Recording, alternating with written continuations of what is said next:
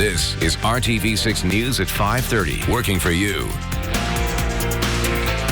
And now at 5:30, $600 a week. That extra unemployment benefit from the government has been a lifeline for Hoosiers and people all across the country. But the deadline is approaching. We are looking into the possibility that it could be extended. And getting ready to hit the streets to take care of you and me. These faces could be among the first you see if you ever have a medical emergency. Chris? All right, let's take a look at our lineup for the day. The calls for people to wear masks in public are getting stronger and more unified. We're taking a look at how that could help. And the growing number of coronavirus cases inside prisons is forcing more people into solitary confinement. The impact this could be having on not just inmates, but taxpayers as well. And an idea to limiting your risk of getting the virus, the idea behind a support bubble and the things that you should and shouldn't do if you form one. And first at 5:30, many people collecting unemployment are starting to get concerned that extra $600 a week from the federal government due to the pandemic runs out in just 4 weeks. Consumer reporter John Matarese looks into whether it may be extended so you don't waste your money.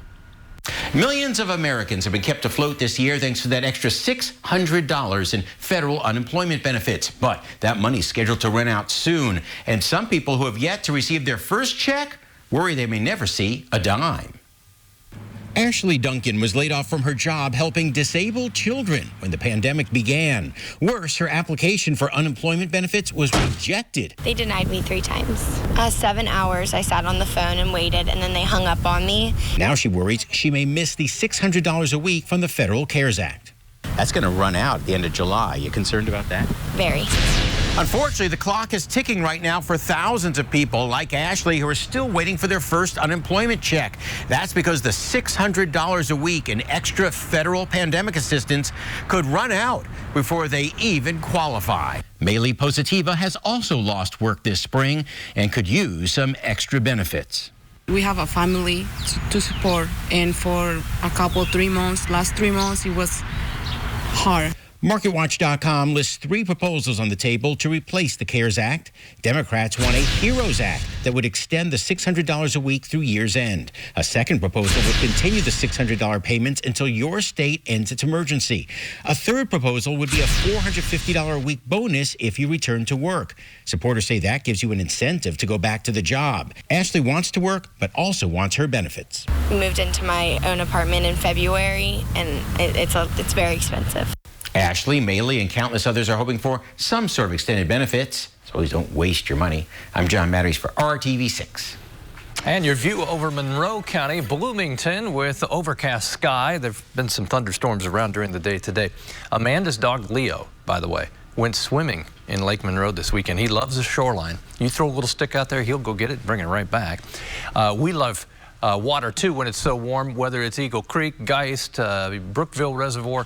They're going to be packed when it's not storming over the next week as we go toward the 4th of July weekend, because it will be steamy. Temperatures around 90. Thunderstorm in Seymour. We go up to Boone County, then we'll zip into Howard County. We'll kind of take these in one spot, northwest portion of our viewing area, western Howard County. And notice these are drifting. They kind of just meander based on the collapse of one thunderstorm and the development of another. These all have rainfall rates around 1 inch in an hour's period of time. Now this is shifting west of I-65 near Lebanon, another just developing near Lafayette, and to the south, this thunderstorm here with torrential rainfall right over I-65 just to the south of Seymour. 84 in Indianapolis, but to talk about the temperature is to really ignore the elephant in the room, so to speak, and that's the humidity. That combination makes it feel so uncomfortable.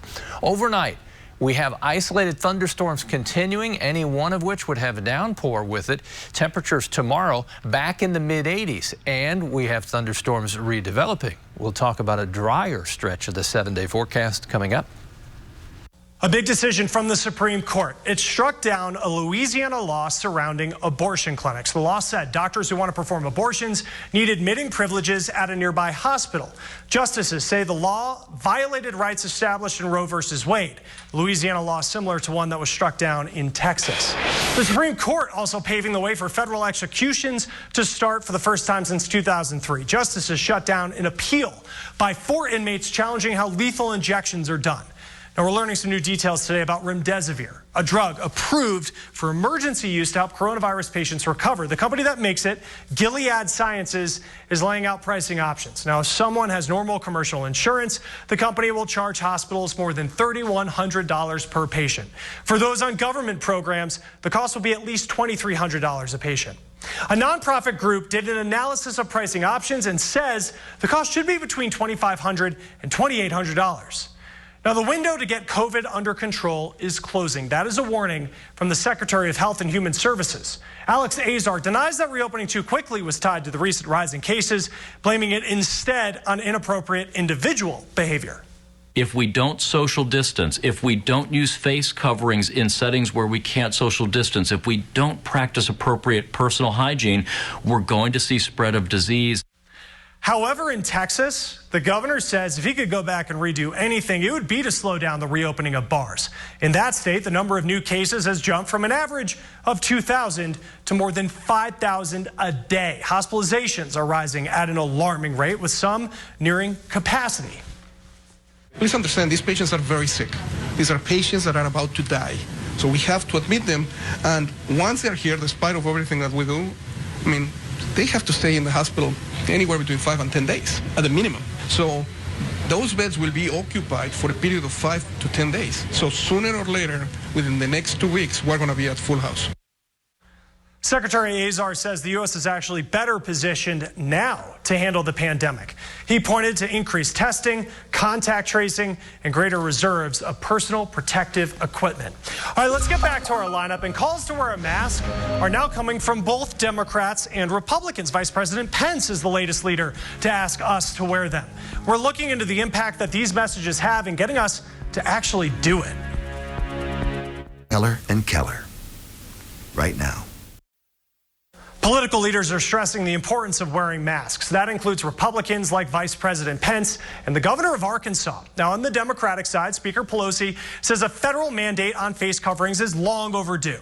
An assistant professor of psychology tells us that seeing prominent political figures accept masks will influence individual decisions. Rodika Damian says there's two main sources of what drives behavior, personality, and social context. Identifying with a certain political group adds social context.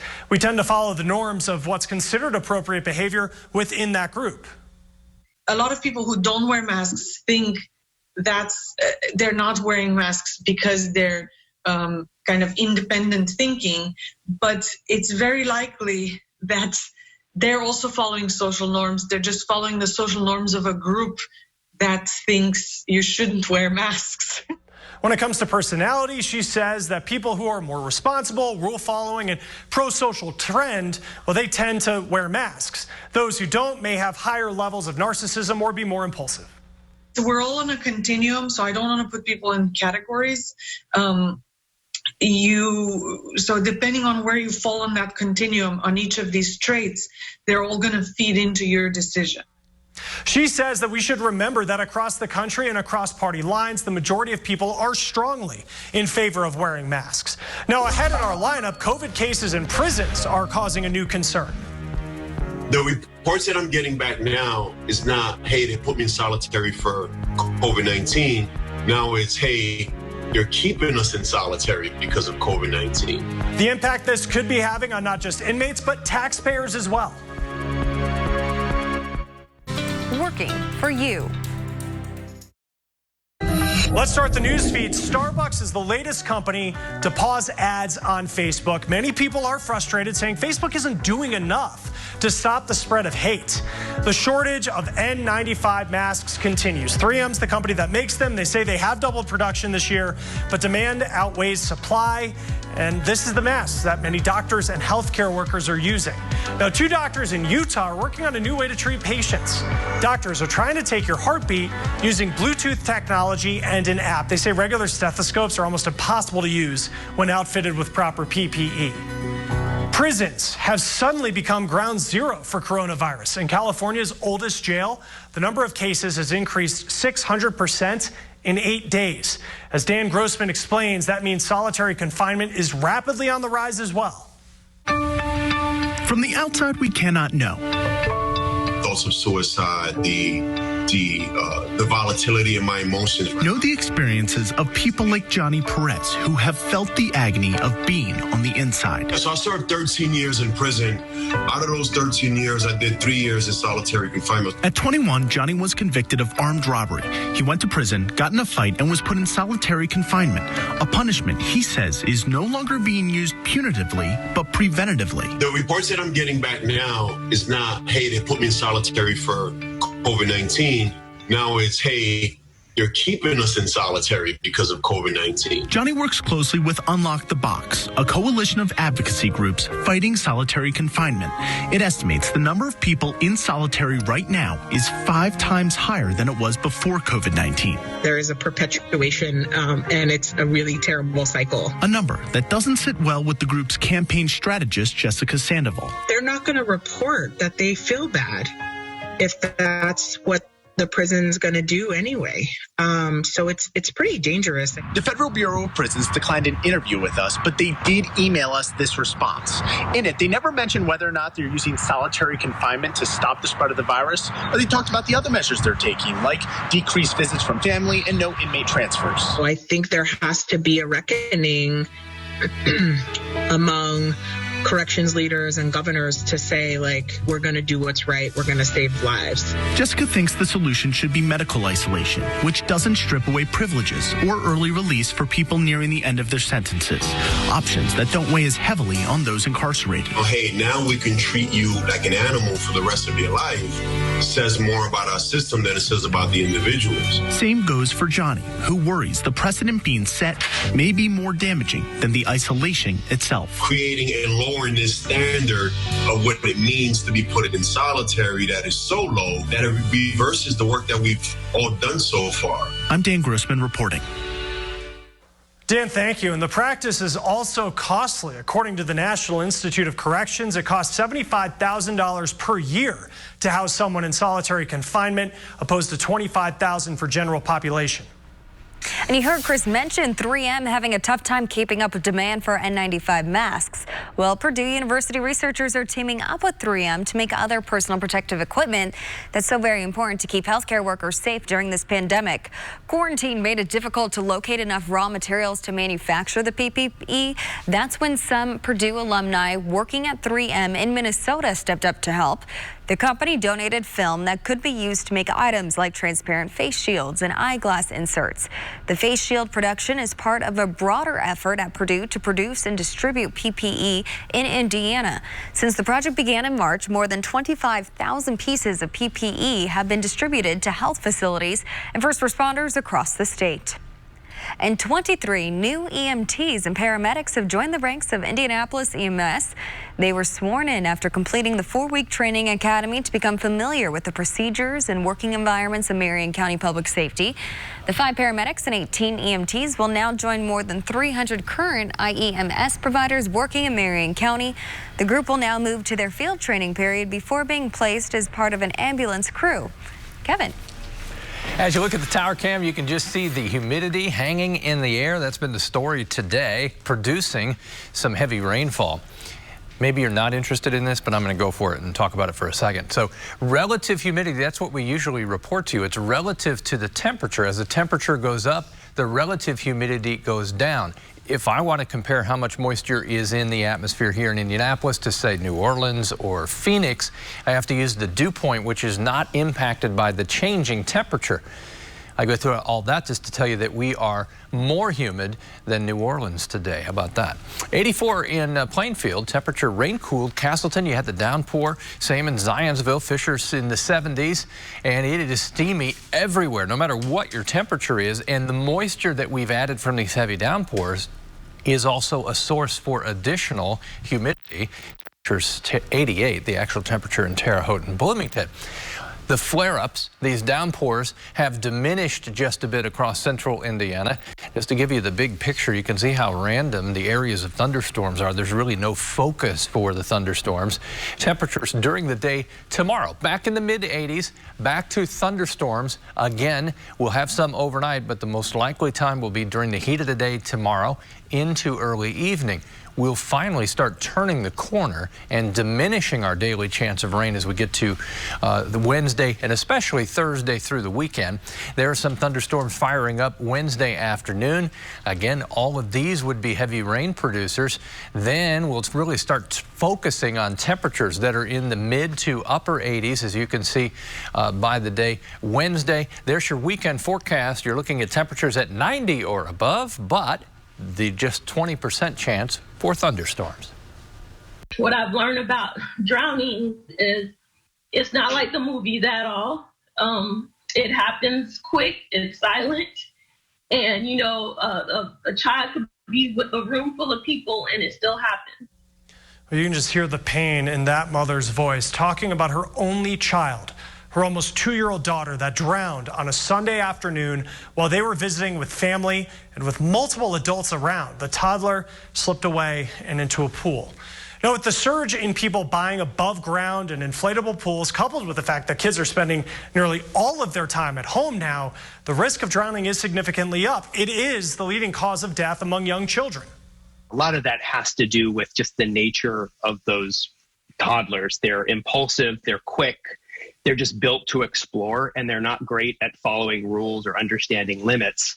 And for them, water is a fascinating thing. And if they can find it, they will, and they're going to try and get in it. Pediatrician Dr. Ben Hoffman says a locking fence around the entire pool can cut down the risk of drowning by half. Now, if you don't have a fence for inflatable pools, emptying them out is the best. For above ground, removing the ladder. Swim lessons also can decrease the risk of drowning, but nothing replaces the constant, within arm's length, non-distracted adult supervision. Like, you have to have somebody designated as a water watcher. Make sure that they're watching the kids in the water, because like I said, this can happen to anybody and it only takes a second. It only takes a second. Mom Sophia Brazeu started the Love Bug Foundation in memory of her daughter, Soraya. She is educating other parents about water safety through Facebook and Instagram accounts. Now, when members of the military leave the service, they can sometimes find it hard to adjust to civilian life. But one program is helping veterans train for a new mission by working with the world of archaeology. Maya Rodriguez shows us how when the group reopens in a few weeks, they will be back fulfilling a mission they started before coronavirus hit. Within this lab are scattered fragments of America's storied past. I never thought I'd be doing anything like this. Kenneth McNeil is an 8-year veteran of the Air Force, 3 in the reserves, and now part of the Veterans Curation Program, which provides training in archiving and archaeology. Well, I think one thing that happens a lot is that we just exist and we don't think about things that happened in the past. But here, the past is never out of reach. The artifacts come from the Army Corps of Engineers, discovered at sites across the country during the excavation and construction of major projects, like dams or canals. The Army Corps of Engineers had a need for people to do this curation work, and the veterans have a need to find work and gain new skills and feel comfortable getting back into the workforce. The lab spaces are provided around the country by New South Associates, a company which specializes in archaeology and partnered with the Army Corps to train the veterans. They feel like they're part of this larger mission to preserve our history